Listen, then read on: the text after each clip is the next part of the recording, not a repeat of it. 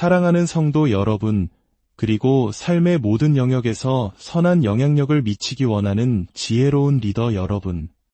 오늘 이 시간을 통해 여러분의 마음에 하나님의 평강이 가득하기를 먼저 기도합니다. 우리가 서 있는 자리에서 어떻게 하나님이 주신 지혜로 세상을 섬기고 변화시킬 수 있을지 그 깊은 통찰을 나누는 귀한 시간이 되기를 소망합니다. 만약 오늘 나누는 이 말씀이 여러분의 영혼에 울림을 준다면 구독과 좋아요를 통해 이 지혜를 더 많은 이들과 함께 나누어 주십시오. 여러분의 작은 행동 하나가 누군가에게는 새로운 길을 열어주는 하나님의 귀한 통로가 될 수 있습니다. 주님의 이름으로 축복합니다. 우리 중 많은 분들이 이런 고민을 합니다. 사역자로서, 직장인으로서, 한 아이의 부모로서, 누군가의 자녀이자 친구로서 우리는 수많은 역할을 감당하며 살아갑니다. 가족과 친구들에게 더 깊은 사랑을 쏟고 싶고 쌓여있는 수십 권의 책을 통해 지혜를 얻고 싶습니다. 더 나은 설교자, 더 유능한 리더, 더 따뜻한 엄마와 아내가 되고 싶다는 열망으로 가득 차 있습니다. 하지만 이 모든 것을 잘 해내고 싶다는 마음이 클수록 때로는 모든 것이 버겁게 느껴지기도 합니다. 이런 고민 속에 있는 분들에게 먼저 드리고 싶은 말씀이 있습니다. 바로 완벽한 균형은 환상이라는 것입니다. 우리는 언제나 완벽하게 균형 잡힌 삶을 살고 싶어 하지만 솔직히 말해 그런 삶은 존재하지 않습니다. 우리 인생은 마치 계절의 변화와 같습니다.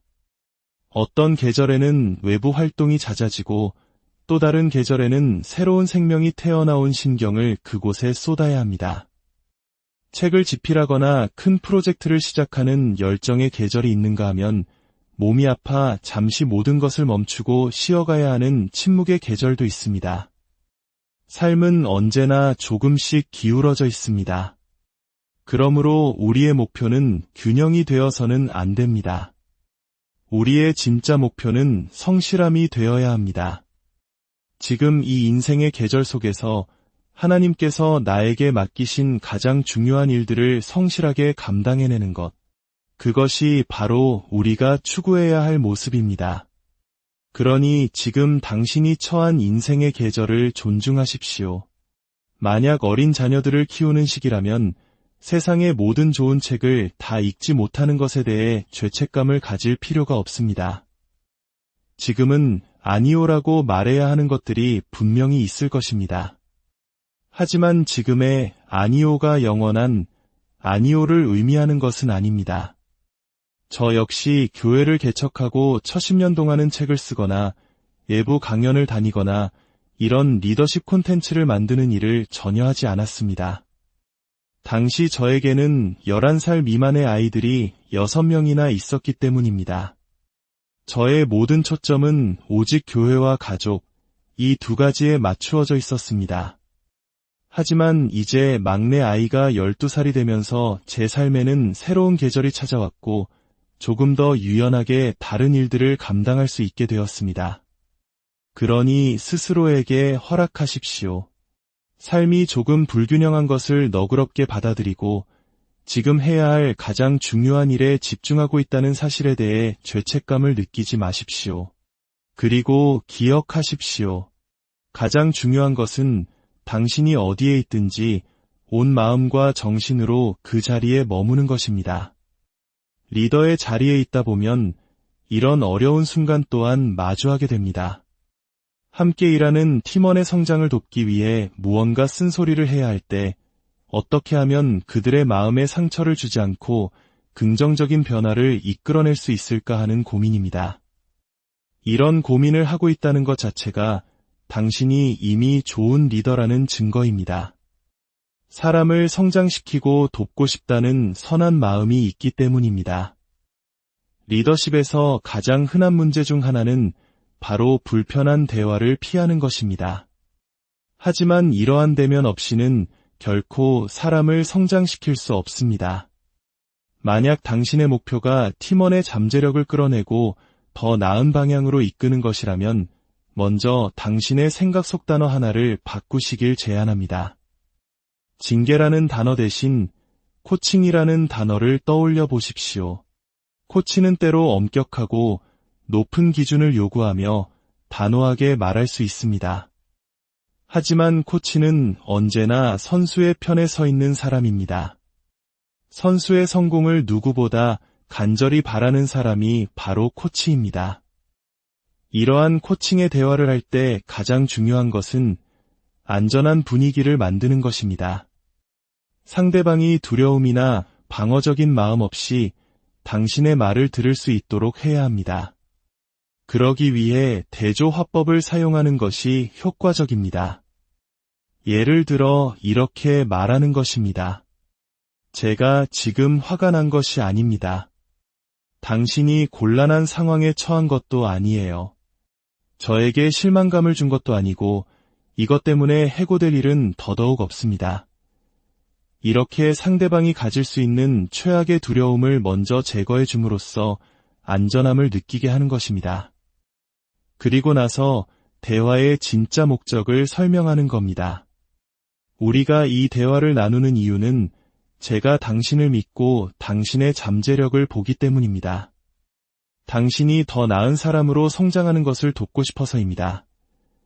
이렇게 당신이 그들을 진심으로 아끼고 있다는 것을 상대방이 알게 된다면 그들은 훨씬 더 열린 마음으로 당신의 조언을 받아들일 것이고 어쩌면 나중에는 당신에게 고마움을 표현할지도 모릅니다. 물론 정말로 징계가 필요한 상황도 있습니다. 거짓말을 했거나 마감 기한을 어겼거나 회의 분위기를 지속적으로 해치거나 조직의 문화에 반하는 태도를 보이는 경우입니다. 이런 상황에서는 세 가지 목표를 분명히 해야 합니다. 첫째, 무엇을 잘못했는지 명확하게 이해시켜야 합니다. 둘째, 다음에는 어떻게 행동해야 하는지를 정확하게 알려주어야 합니다. 셋째, 만약 개선되지 않을 경우 어떤 결과가 따를 것인지를 분명하게 인지시켜야 합니다. 이런 징계의 대화에서는 상대방의 감정을 지나치게 걱정하지 않아도 됩니다. 때로는 자신의 행동이 가져온 결과의 무게를 스스로 느끼게 할 필요가 있기 때문입니다.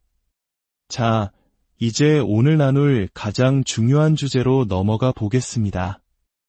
수많은 리더십 강연에서 제가 가장 많이 받는 질문이 바로 이것입니다.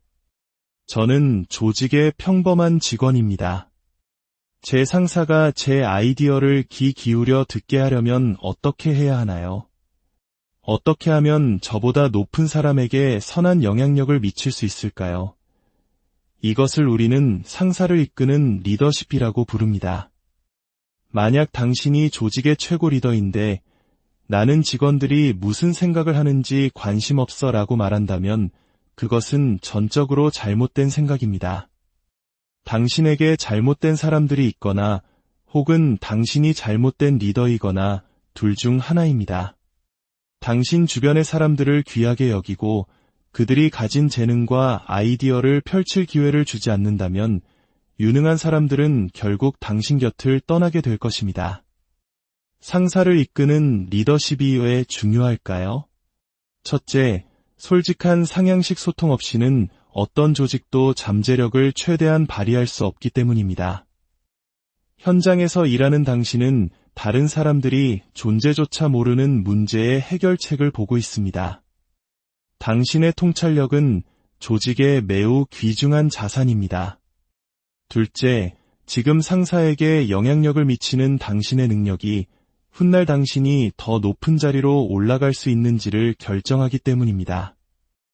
리더십에 관한 가장 큰 오해는 책임자가 되어야만 이끌 수 있다는 생각입니다. 하지만 결코 그렇지 않습니다. 직책이 주는 권위보다 더 강력한 것은 진심으로 사람을 섬기는 마음에서 나오는 인격적인 힘입니다. 사람들은 직함만 있는 리더보다 마음이 있는 리더를 따르기 원합니다. 그렇다면 상사에게 선한 영향력을 미치기 위해 무엇이 중요할까요? 지난 시간에 이어 세 가지를 더 나누겠습니다. 첫째, 동기가 중요합니다. 순수한 동기를 가지십시오. 상사에게 아이디어를 제안하거나 조직의 변화를 꾀할 때 당신의 유일한 동기는 오직 조직의 사명을 이루는 것이어야 합니다. 인정받고 싶거나 돋보이고 싶거나 승진하고 싶은 이기적인 마음이 조금이라도 섞이는 순간 당신의 제안은 순수성과 힘을 잃게 됩니다. 자신을 영웅으로 만들거나 다른 사람을 바보로 만들기 위해 리더십을 발휘해서는 안 됩니다.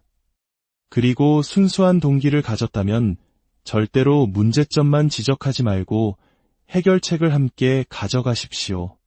당신의 상사는 문제만 보는 사람보다 해결책을 고민하는 사람의 이야기를 훨씬 더 듣고 싶어 합니다. 이것도 문제고 저것도 문제입니다. 어떡하죠?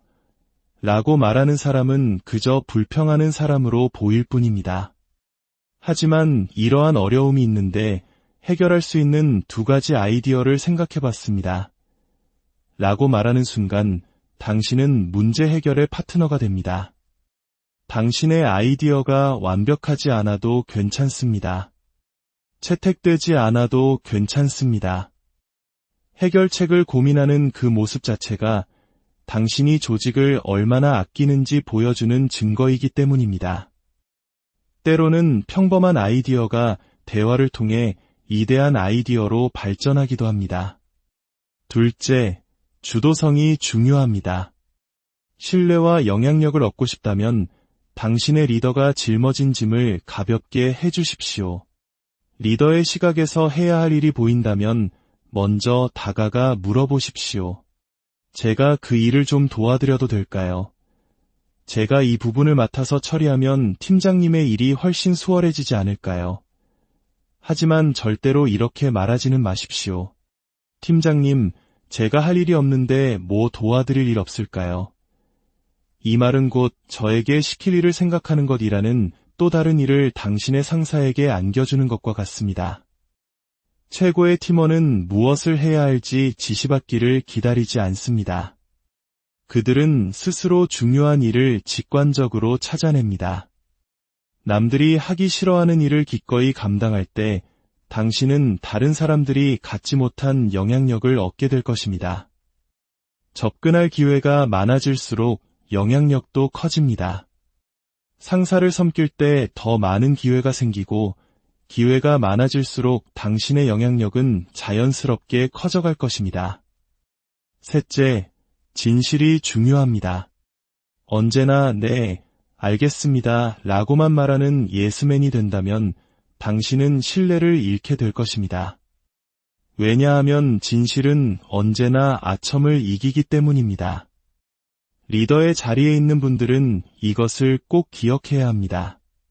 당신이 성공할수록 조직이 커질수록 당신에게 진실을 말해주는 사람을 찾기는 점점 더 어려워질 것입니다. 사람들은 당신이 듣고 싶어 할 거라고 생각하는 말을 하기 시작합니다. 그렇기 때문에 사랑을 담아 진실을 말해줄 용기가 있는 사람은 조직에 정말로 귀한 보물과도 같습니다. 누군가 당신에게 듣기 힘든 진실을 말해주었을 때 절대로 그들을 벌하거나 무시하지 마십시오.